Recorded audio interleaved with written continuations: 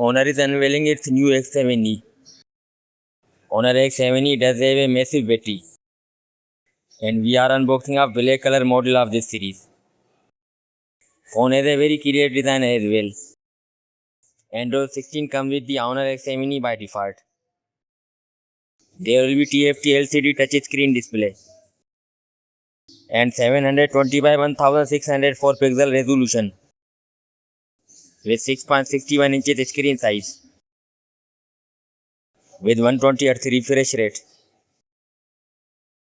There will be single 50 megapixel camera on the back and front camera is 5 megapixel. Smartphone will be powered by Mediatek Helio G81 Ultra chipset with 2 GHz Octa-Core CPU.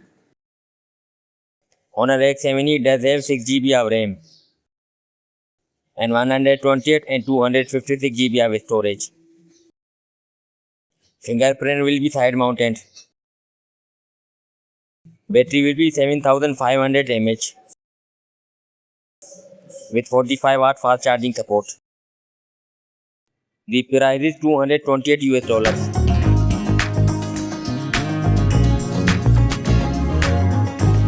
That's all for now. Guys, subscribe my channel for more latest videos. Thanks.